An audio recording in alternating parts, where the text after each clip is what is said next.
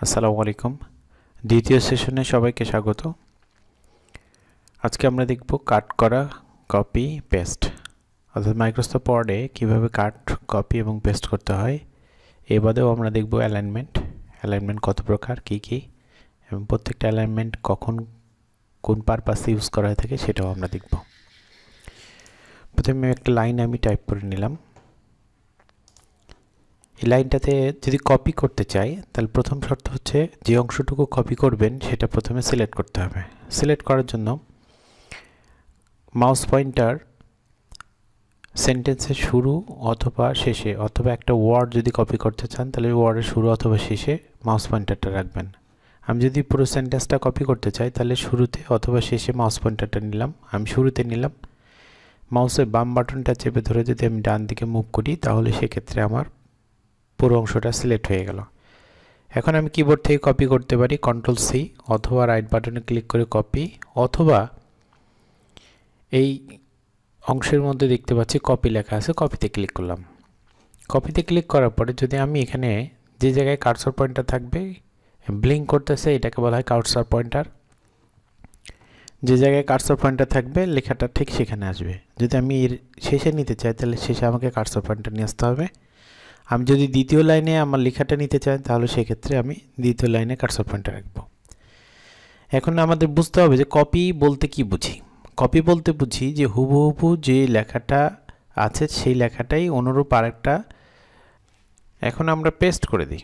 Paste করলে দেখতে পাচ্ছি যে হুবহু লেখাটা চলে আসছে। এখন কপি করা, একবার কপি করে কি একবার পেস্ট করা যায়?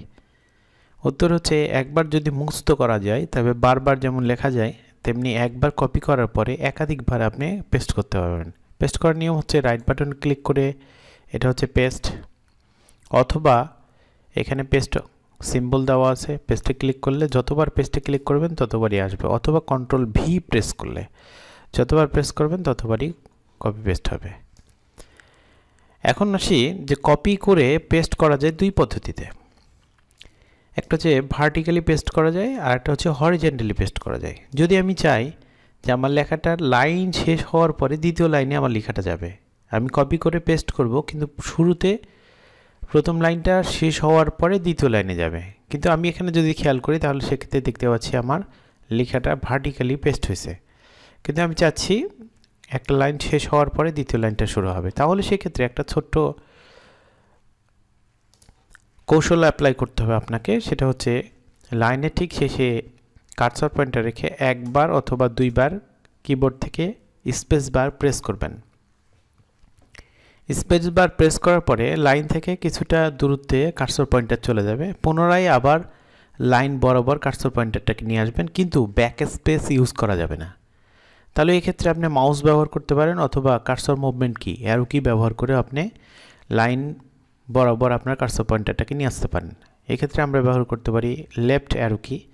আমি যদি কার্সর পয়েন্টারটাকে নিয়ে আসি, এরপরে আমার যে অংশটুকু কপি করতে চাই সেটা প্রথমে সিলেক্ট করতে হবে। এই অংশটুকু সিলেক্ট করার জন্য আমি কিবোর্ডের হেল্প নিতে পারি অথবা মাউসেরও হেল্প নিতে পারি। কিবোর্ডের যদি হেল্প নিতে চাই তাহলে কিবোর্ড থেকে শিফট কি প্রেস করে ধরে অ্যারো কি, বাম পাশের অ্যারো কিটা যদি প্রেস করি তাহলে সেক্ষেত্রে,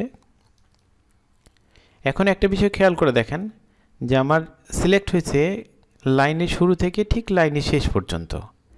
এই অবস্থায় সিলেক্ট করে যদি কপি করি, আমি এটাকে কপি করি, এরপর যদি আমি পেস্ট করি কিবোর্ড থেকে অথবা এখানে সিম্বলের উপর ক্লিক করে যদি পেস্ট করি তাহলে সেক্ষেত্রে দেখেন একটা লাইন শেষ হওয়ার পরে দ্বিতীয় লাইনে যাচ্ছে। অর্থাৎ এর আগে আমরা দেখছিলাম যে কপি করে পেস্ট করলে সেটা ভার্টিক্যালি হচ্ছিল, কিন্তু এখন হরিজন্টালি কপি হয়ে পেস্ট হচ্ছে। তার মানে সিম্পল একটা টেক্সট ইউজ করলে আপনার হরিজন্টালি কপি পেস্ট করা সম্ভব। তবে এখানে একটা বিষয় খেয়াল করেন, যদি আমি সিলেক্ট করি তাহলে সেক্ষেত্রে আমার লাইন থেকে ঠিক একটু বেশি সিলেক্ট হচ্ছে, এই অতিরিক্তটুকু সিলেক্ট করা যাবে না। যদি আপনি অতিরিক্তটুকু সিলেক্ট করে নেন তাহলে সেক্ষেত্রে কপি হয়ে পেস্ট হবে, সেটা ভার্টিক্যালি, হরিজন্টালি হবে না। এটাই হচ্ছে মূল ট্রিক্স। তার মানে আপনাকে সিলেক্ট করতে হবে ঠিক লাইনের শুরু থেকে লাইনের ঠিক শেষ পর্যন্ত, এই অতিরিক্ত না, অতিরিক্ত অংশটুকু আমরা বাদ দিয়ে দেব। এরপর যদি আমি কপি করে পেস্ট করি, অর্থাৎ কপি, এরপরে যদি আমি পেস্ট করি তাহলে সেক্ষেত্রে আমার পেস্টটা হলো হরিজন্টালি। কিন্তু যদি আমি টোটালটা অর্থাৎ শুরু থেকে শেষ পর্যন্ত সিলেক্ট করি, এরপরে কপি করি, পেস্ট করি, তাহলে সেক্ষেত্রে দেখেন ভার্টিক্যালি কপি পেস্ট হচ্ছে। এটাই হচ্ছে কপি পেস্ট করার ক্ষেত্রে ব্যবহার করা হয়ে থাকে এই কৌশলটা। এখন আসি কাট যদি করতে চাই, কাটটা কি? কাট হচ্ছে যে নির্দিষ্ট একটা অংশ যদি আগে অথবা পরে থাকে এবং এই অংশটাকে যদি কোনো একটা জায়গায় মুভ করানোর প্রয়োজন হয় তখন সেক্ষেত্রে কাট ব্যবহার করা হয়। যেমন আমি দ্য প্রিন্ট এই কথাটাকে কাট করে নিব, তাহলে আমরা দেখতে পাচ্ছি কাট মানে পুরো অংশটাকে আমি কেটে নিলাম, এরপর যে জায়গায় নিব সেই জায়গায় আমি কার্সর পয়েন্টার রেখে রাখবো। যেমন আমি যদি শুরুতে রাখতে চাই তাহলে সেক্ষেত্রে আমি শুরুতে কার্সর পয়েন্টার রেখে পেস্টে যদি ক্লিক করি তাহলে সেক্ষেত্রে দেখতে পাচ্ছি শুরুতে চলে আসছে।